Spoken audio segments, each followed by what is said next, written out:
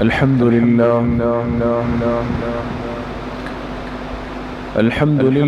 نحمده ونستعينه ونستغفره ونؤمن به ونتوكل عليه ونعوذ بالله من شرور أنفسنا ومن سيئات أعمالنا من يهده الله فلا مضل له ومن يضلل فلا هادي له ونشهد أن لا إله إلا الله وحده لا شريك له ونشهد أن سيدنا وسندنا ونبينا ومولانا محمدا عبده ورسوله صلى الله تعالى عليه وعلى آله وأصحابه أجمعين أما بعد فأعوذ بالله من الشيطان الرجيم بسم الله الرحمن الرحيم لقد من الله على المؤمنين إذ بعث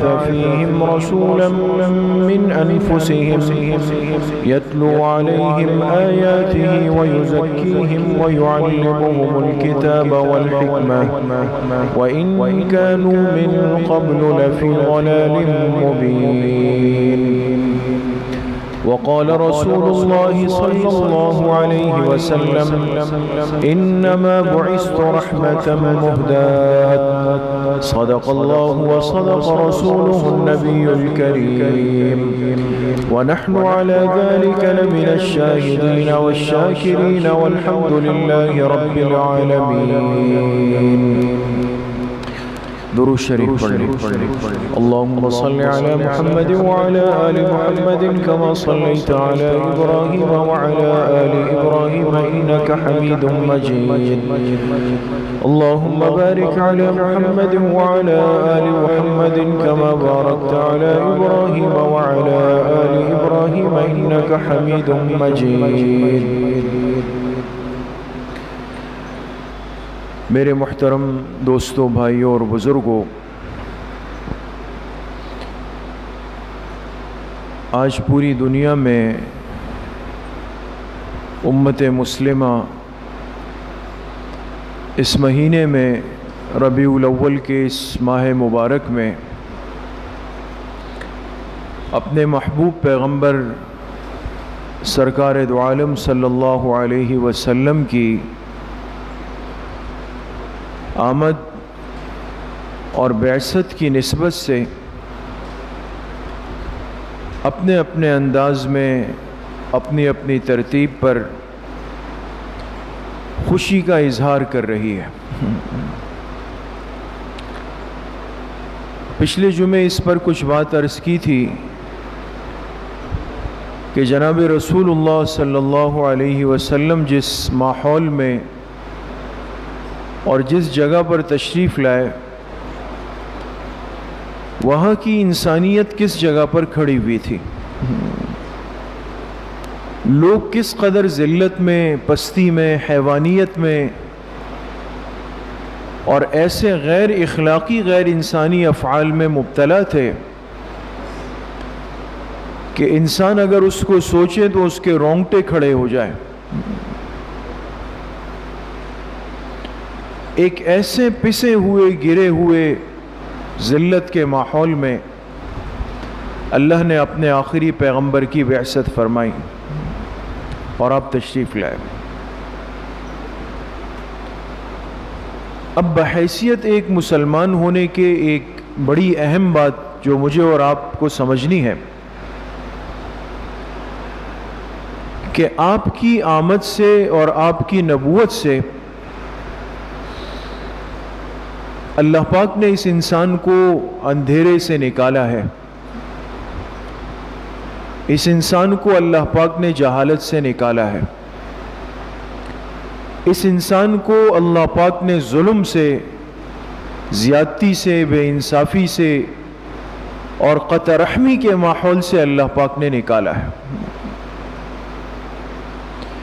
یہ ساری خرابیاں ختم ہوئی اور انسان کو اس کے مقابلے میں خیر کی اور بھلائی کی سمجھ آئی جب حضور علیہ الصلوۃ والسلام نے اس انسان کی تربیت فرمائی۔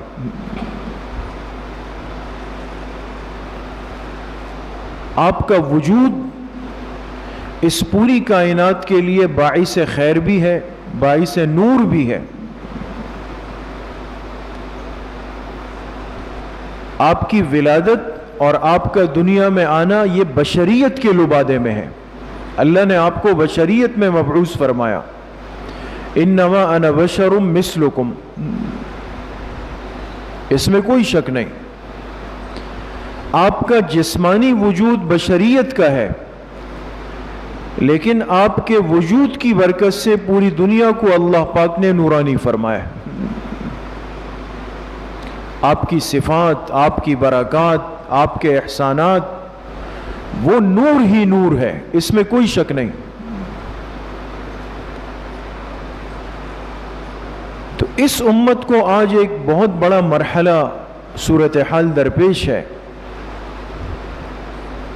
ہمیں ایک طعنہ ملتا ہے اس مسلمان کو، اور پھر خاص طور پہ وہ مسلمان جو اپنے دین سے متعلق ہے، اپنے دین سے ایک نسبت رکھتا ہے، دین کے احکامات پر عمل کرنے لگتا ہے، دین سے جڑ جاتا ہے، تو پوری دنیا اس کو ایک طعنہ دیتی ہے، ایک احساس کمتری دلاتی ہے کہ ہم جو بات کرتے ہیں وہ روشنی خیالی کی بات ہے، اور تم جو بات کرتے ہو وہ پرانی زندگی کی، پرانے زمانے کی باتیں ہیں۔ یعنی ہمارے خیالات، ہمارے احساسات، ہماری فکر، ہماری سوچ وہ کشادہ ہے، روشن ہے، اور تم مسلمانوں کی سوچ، مسلمانوں سے مراد وہ مسلمان جو اپنے دین سے جڑے ہوئے ہیں، تمہاری سوچ پست ہے، محدود ہے، تم کنویں کے مینڈک ہو، تمہارے دل دماغ میں کوئی وسعت نہیں۔ آج یہ بات کتنی عام ہو گئی ہے، اور ہر انسان سمجھتا ہے کہ شاید انسانیت کا ایک ذہن وہ ہے جو واقعی کشادہ ہے، روشن خیال ذہن ہے، اور یہ مسلمان پرانے زمانے کی باتیں کرتے ہیں، 1400 سال پہلے کی کتابی باتیں ہیں کہ حدیث میں یہ آیا، صحابہ نے یہ کیا، تابعین نے یہ کیا۔ انسان کو آگے کی سوچ رکھنی چاہیے، پرانی باتیں کر کے تو ذہن پرانا ہوگا، سوچ پرانی ہوگی۔ اس لیے میرے عزیزو، دوستو، بزرگوں، ہم وہ امت ہے جن کے پاس اللہ کا کلام زندہ شکل میں موجود ہے۔ ہمارے پاس اپنا دین 100% الف سے لے کر یا تک جو اللہ نے اپنے پیغمبر پہ اتارا وہ محفوظ شکل میں موجود ہے۔ اس لیے ہمیں یہ سمجھنا ہوگا کہ جس کو آج کی دنیا روشن خیالی کہتی ہے، کیا یہ حقیقت میں روشنی ہے؟ اور جو پیغمبر جو دین لے کر آئے، کیا نعوذ باللہ اس میں یہ روشنی اور روشن خیالی نہیں تھی؟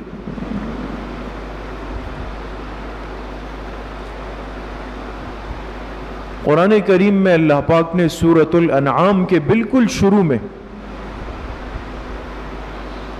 دو چیزوں کا ذکر فرمایا۔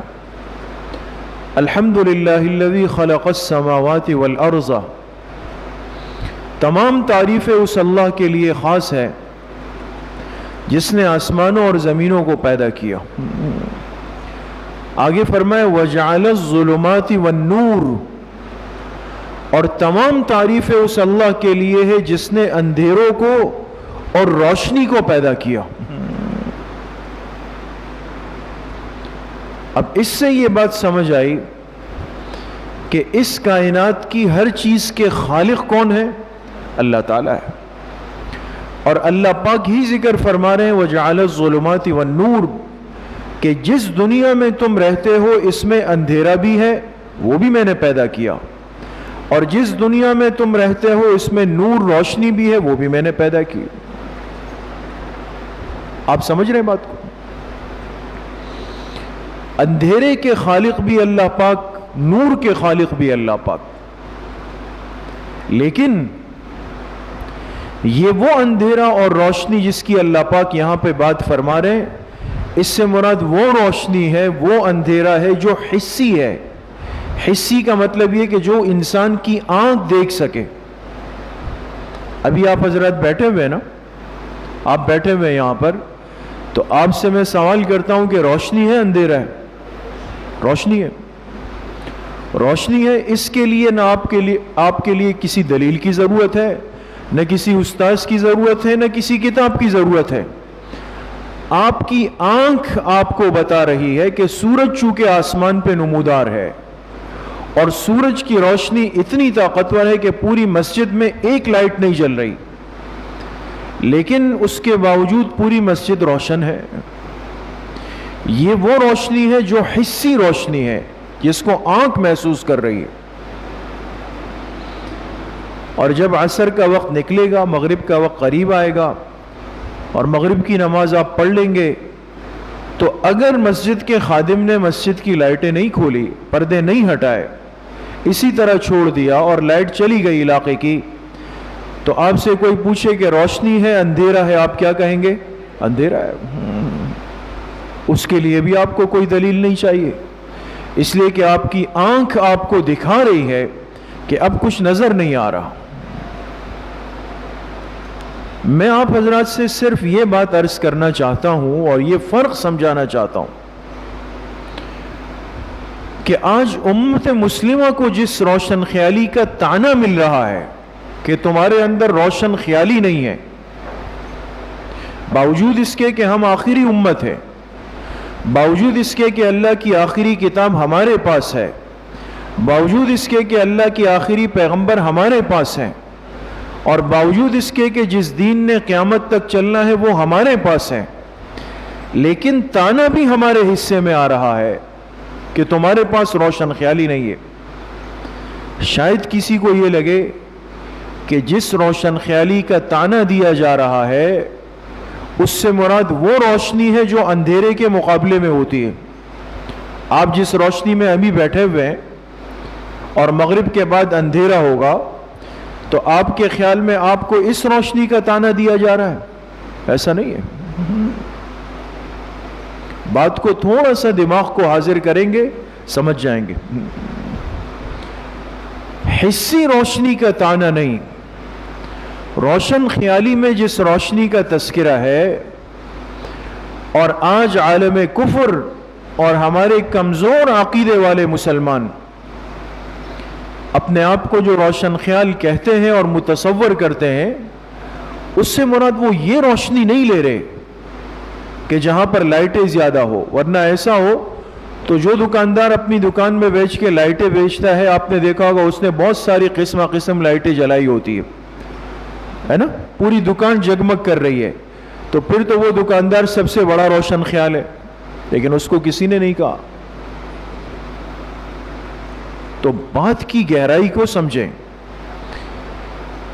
یہ روشنی اور یہ اندھیرا جو حسی ہے، آنکھوں سے نظر آ رہا ہے، اور جس کو اللہ نے وَجَعَلَ الظُّلُمَاتِ وَالنُّورَ فرمایا سورہ انعام میں، اس کا تذکرہ نہیں ہو رہا۔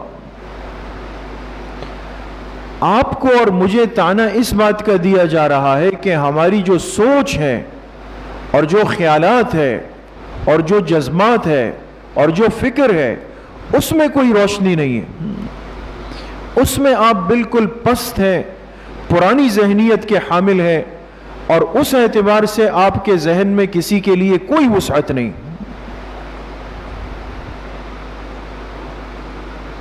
ہم اس سے خالی ہیں۔ تو اس کا تذکرہ بھی قرآن کریم میں، وہ بھی میں آپ کے سامنے پڑھ لیتا ہوں۔ ہم چونکہ اپنے دین سے دور ہیں، معذرت کے ساتھ کمزوری ہماری ہے، ہم پھنستے اس لیے ہیں کہ ہم نے اپنے آپ کو دین کے بنیادی علم سے محروم رکھا ہوا ہے۔ پریشان تو ہونا ہے۔ پھر سورہ ابراہیم 13واں پارہ ہے، پہلی آیت ہے، الف لام را کتاب انزلناہ الیک لتخرج الناس من الظلمات الی النور۔ اللہ پاک فرما رہے اے میرے حبیب صلی اللہ علیہ وسلم، کتاب انزلناہ، ہم نے آپ پر ایک ایسی کتاب اتاری ہے. کتاب سے مراد کون سی کتاب ہے؟ قرآن پاک ہے.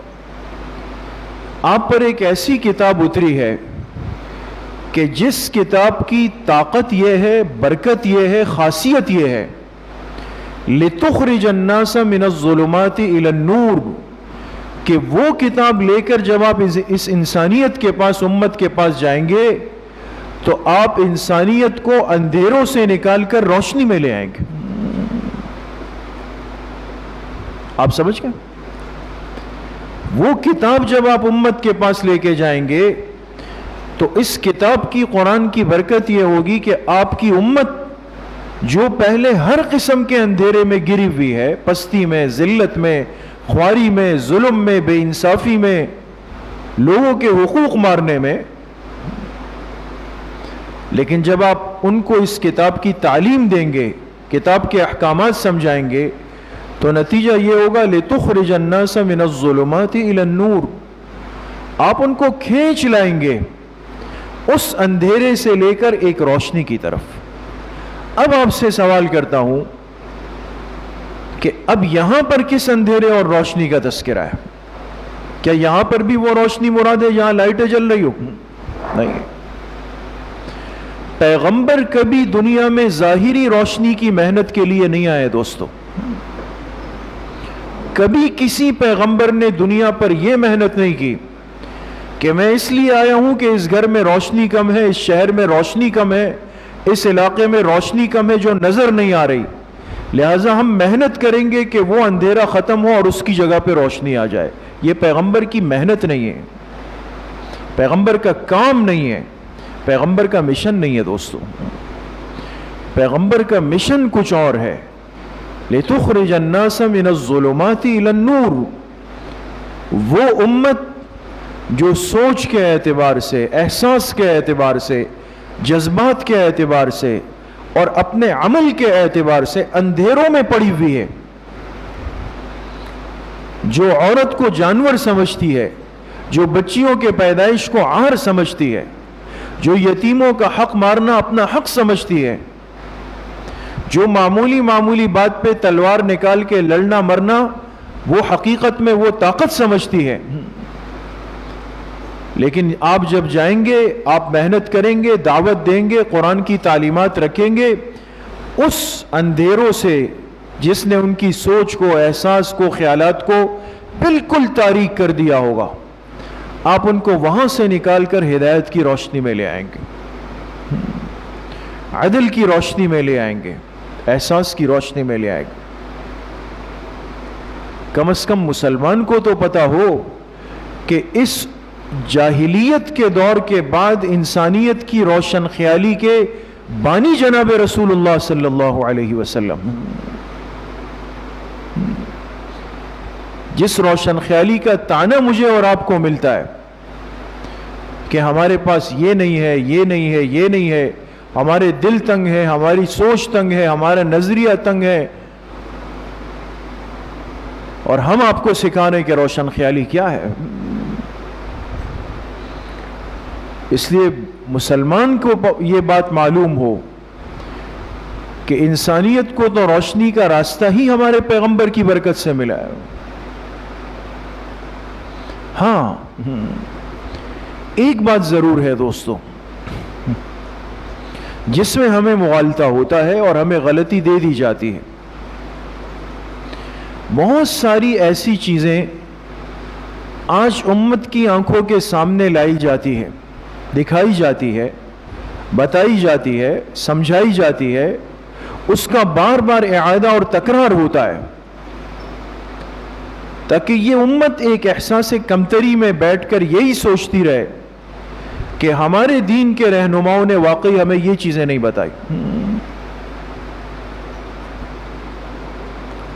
میں چند چیزیں آپ سے عرض کرتا ہوں. حضور علیہ الصلوۃ والسلام جب تشریف لائے، آپ کی بعثت ہوئی، بہت ساری خرابیاں تھی عرب معاشرے میں، کچھ بات پچھلے جمعے کو بھی ہوئی، لیکن بعض چیزیں خاص طور پہ آپ اس کو اپنی اس زندگی اور حالات سے اس کا موازنہ کریں، جوڑیں، تو آپ کو سمجھ آئے گا کہ آپ کو روشن خیالی کے عنوان پہ کیا راستہ دکھایا جاتا ہے۔ حضور جب تشریف لائے تو اس وقت عرب معاشرے میں عمومی طور پر بہت زیادہ لوگوں میں مزاج تھا کتوں کے پالنے کا، کتوں کے پالنے کا۔ احادیث میں اس کا بڑا تذکرہ ہے، اور جو آدمی جتنا ایک خاص نسل کا کتا پال لے اور اس کو رکھے، اس کو ایک بڑی اہمیت دی جاتی تھی، شوقیہ کتے پالنا۔ جب آپ تشریف لائے، آپ علیہ السلام نے جب یہ خرابی محسوس کی کہ کتا نجس العین ناپاک جانور ہے اور اشرف المخلوقات اس کا قرب حاصل کرے، تو انسانی فطرت یہ ہے کہ جس کے قریب رہتا ہے اس کے اوصاف قبول کرتا ہے۔ جانور کے ساتھ رہے گا تو جانور والی باتیں اندر لے لے گا۔ آپ نے مطلقاً حکم دیا کہ جو کتا جہاں ملے اس کو مار ڈالو، اس کو مار ڈالو۔ ایک چیز مزاج میں رچی بسی ہے، اس کو نکالنے کے لیے آپ علیہ السلام ترتیب وار چلیں۔ پوری بات سنیے گا دوستو، ابھی آغاز ہے۔ آپ نے فرمایا مار ڈالو، تو صحابہ فرماتے، مشکات میں، ترمذی میں، مسلم شریف میں، سب کتابوں میں، کہ پھر جہاں کتا نظر آتا تو وہی کتے جو ہمارے ہم نشین تھے، ہم ان کو پالتے تھے، ان سے محبت کرتے تھے، لیکن آپ علیہ السلام کا حکم تھا، ہم نے ان کو مارنا شروع کر دیا۔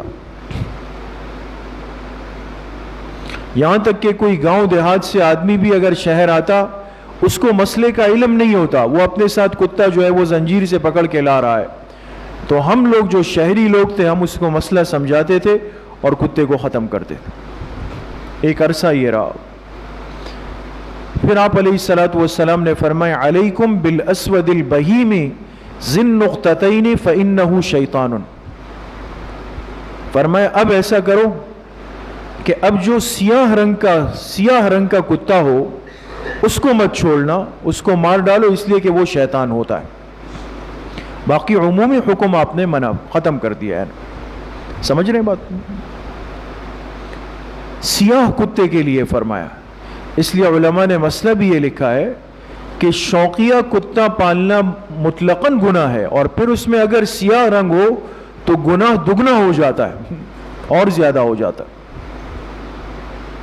پھر فرمایا اس رنگ کا کتا مت چھوڑو، یہ شیطان ہوتا ہے، اس کو مارا۔ جب لوگوں کو اور ذہن بنا، پھر آپ علیہ السلام نے فرمایا کہ اگر کتا کسی برتن میں منہ مار لے تو اس کو 7 مرتبہ دھو لو اور 8ویں مرتبہ مٹی سے مانج لو۔ اب مارنے کی وہ سختی ختم ہو رہی ہے۔ آپ سمجھ رہے ہیں بات کو؟ اب یہ کہ اگر کتا ادھر ادھر گھوم رہا ہے، تمہارا اس سے تعلق نہیں ہے، آوارہ ہے، لیکن اگر اس نے آ کے تمہارے برتن میں منہ مار لیا تو تم اس کو 7 مرتبہ پانی سے دو، 8ویں مرتبہ مٹی سے مانج لو۔ نے شدت کو بیان کیا۔ وہ شروع ہوا۔ جب عرصہ مزید آگے گیا، لوگوں کے ذہنوں میں اس جانور کی نفرت اور کراہیت بیٹھ گئی کہ یہ اس قابل نہیں ہے نجس جانور کہ اس کو شوقیہ طور پہ پالا جائے اور اس کی بنیاد پر فخر کیا جائے۔ تو آپ نے فرمایا اب اگر کتا کسی برتن میں منہ مار لے تو اس کو 3 مرتبہ دھو لو تو وہ پاک ہو جائے۔ یہ آخری حکم ہے، یہ آخری حکم ہے میرے دوستو بزرگوں۔ یہ مسئلہ بھی یاد رکھیں کہ اب کوئی سا کتا بھی اگر ہمارے کھانے پینے کے برتن میں منہ مار لے تو اس کی پاکی کا کم از کم درجہ کتنی مرتبہ دھونا ہے؟ 3 مرتبہ، اس سے کم میں وہ پاک نہیں ہوگا۔ یہ آخری درجہ ہے۔ یہ ایک مثال میں نے آپ کے سامنے پیش کی کہ زمانہ جاہلیت میں لوگ شوقیہ کتے پالنے کو ایک فخر اعزاز کا باعث سمجھتے تھے کہ یہ ہمارا ایک بڑا کام ہے، ہم نے اس جانور کو اپنے ساتھ رکھا ہوا ہے۔ اور اب آپ آ جائیں اپنے زمانے پر، اپنے زمانے پر آپ آ جائیں۔ آج جو قوم اور جو لوگ ہمیں روشن خیالی کا طعنہ دیتے ہیں، اس میں کم و بیش وہی لوگ ہیں جو صبح کی اپنی جاگنگ اپنے کتے کے ساتھ کرتے ہیں، ان کے ہاتھ میں اپنے کتے کا پٹا ہوتا ہے، جو اپنی اولاد کی اتنی تربیت کی فکر نہیں کرتے جتنا اس جانور کو اپنے سینے سے چمٹا کے رکھتے ہیں، گاڑیوں میں پیچھے بٹھا کے رکھتے ہیں، ہر چیز میں وہ ان کے ساتھ ہوتا ہے، ان کے ساتھ کھیلتا ہے، کودتا ہے، ان کے لباس پہ، گلے پہ، منہ پہ، ہر جگہ زبان پھیرتا ہے، یہ اس پہ فخر کرتے ہیں۔ وہی تصور جس کو انہوں نے اعزاز سمجھا، آج کی یہ روشن خیالی کے عنوان والے اسی کو اعزاز سمجھتے ہیں۔ آپ بتائیں حضور علیہ السلام نے ہمیں اس غلط راستے سے نکالا یا نہیں نکالا؟ یہ دوبارہ آپ کو اسی رخ پہ لانا چاہتے ہیں، اسی ترتیب پہ لانا چاہتے ہیں۔ آپ نے تصویر سازی، مجسمے بناتے تھے، لوگ شکلیں بناتے تھے، آپ نے اس کی سختی سے نفی فرمائی، اور اتنی اس پر شدت فرمائی کہ اپنی محبوب اور چہیتی صاحبزادی حضرت فاطمہ الزہرا رضی اللہ تعالی عنہا وعنہن، جن سے محبت کا عالم یہ تھا کہ سفر میں جاتے ہوئے سب سے آخر میں مل کے جاتے تاکہ آخر میں نکلتے ہوئے نظر ان پہ پڑے، اور جب واپس آتے تو سب سے پہلے ان سے ملتے تاکہ آتے ہوئے پہلی نظر ان پہ پڑے۔ اتنی محبت۔ ایک غزوے سے تشریف لائے اور حسب عادت سیدھا ان کے گھر کی طرف تشریف لے گئے۔ جب داخل ہوئے دیکھا انہوں نے ایک پردہ لٹکایا ہوا جس پر کچھ شکلیں سی بنی ہوئی تھی۔ آپ نے ایک پیر رکھا، فوراً واپس ہوئے۔ حضرت فاطمہ رضی اللہ عنہ پیچھے آئی، کیا ہوا؟ آپ نے فرمایا جس گھر میں یہ تصویریں ہوں مجھے وہاں داخلے کی اجازت نہیں، مجھے منع کر دیا گیا۔ حضرت فاطمہ رضی اللہ تعالی عنہ گئی اور اس پردے کو اسی وقت پھاڑ دیا، اس کو چاک کر کے اس کو ختم کر دیا۔ تصویر سازی، جاندار کی شکلیں، تصویریں، مجسمے، آپ نے اس کی سختی سے نکیر فرمائی، اور جہاں یہ چیز دیکھی آپ نے قدم بھی نہیں فرمایا، جہاں نظر آئی آپ نے فرمایا رحمت کے فرشتے نہیں آ سکتے۔ اور آج کیا ہو رہا ہے ہمارے ساتھ؟ جس چیز کی جب تک آپ کی تصویر، آپ کا چہرہ نہ آئے جس چیز پر، لوگ اس کو قابل قبول نہیں سمجھتے۔ جب تک آپ اپنی ویڈیو نہ بنائیں، آپ کا پورا ویڈیو بیان نہ آئے، اس وقت تک آپ قابل قبول نہیں ہیں۔ اور اگر آپ نے اس طرح کی کوشش کی تو کہا جائے گا کہ ابھی تک ان کی سوچ پست ہے، سوچ پست ہے۔ اسی طریقے سے حضور علیہ السلام جب قضاء حاجت کے لیے تشریف لے جاتے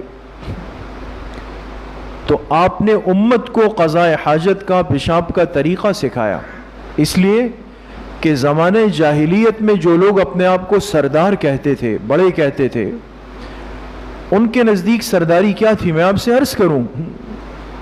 وہ لوگ کھڑے ہو کر پیشاب کرتے تھے، قضاء حاجت کرتے تھے، کوئی معذوری کی وجہ سے نہیں، جگہ کی قلت یا تنگی کی وجہ سے نہیں، بلکہ یہ ایک سرداری کا فخر تھا کہ جو جتنا بڑا ہے وہ قضاء حاجت کھڑے ہو کے کرے گا۔ آپ علیہ السلام کی جب بعثت ہوئی، آپ نے صحابہ کو احکامات سکھائے، تو سب سے زیادہ طہارت کا اہتمام آپ کی زندگی کا حصہ ہے، جو آپ جانتے ہیں۔ طہارت کی جتنی آپ نے تربیت دی، عادت بنائی، احکامات بتائے، شاید اور کسی حکم کے نہیں۔ اس لیے آپ نے صحابہ کو طریقہ سکھایا کہ جب قضاء حاجت ہو جگہ تلاش کرو، قریب میں نہیں کرو، پھر پس نرم جگہ ہو، کوئی سخت جگہ نہ ہو، اس وقت تک لباس نیچے نہیں کرو جب تک تم بیٹھنے کے قریب نہ ہو جاؤ۔ یہ ساری باتیں بتائیں، اور جب قضاء حاجت ہو جائے تو 3 ڈھیلے استعمال کرو، پانی ہو تو اس کو بھی استعمال کرو، طہارت کے پورے احکامات بتائے۔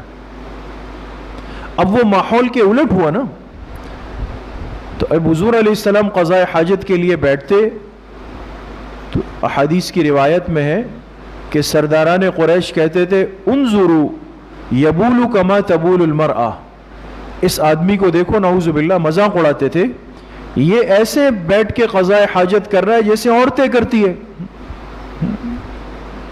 یعنی بیٹھ کر فارغ ہونے کو، پیشاب کا تقاضا پورے کرنے کو وہ تعبیر کر رہے تھے کہ بیٹھ کر تو وہ کرے جو عورتیں ہیں، جو مرد ہے وہ تو کھڑے ہو کر کرے گا. یہ روشن خیالی تھی، اور اسی کو آپ پہ آج مسلط کیا جاتا ہے. لوگ کیا کر رہے ہیں جیسے کوئی کام ہی نہیں ہے. آپ ایئرپورٹ جائیں، آپ اسٹیشن جائیں، آپ بڑے ہاسپٹلز میں جائیں، جہاں جائیں، لوگ اس چیز کو کوئی اہمیت نہیں دیتے کہ بھئی کپڑوں کو پاک رکھنا ہے، طہارت کا اہتمام کرنا ہے.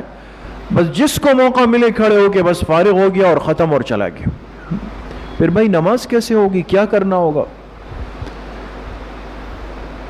تو اب ان چیزوں پر امت کو لایا جاتا ہے. جو طریقہ ہے کہ بیٹھ کر انسان تسلی سے فارغ ہو، پھر پانی استعمال کر لے، اچھی طرح طاہر ہو جائے، پاک ہو جائے.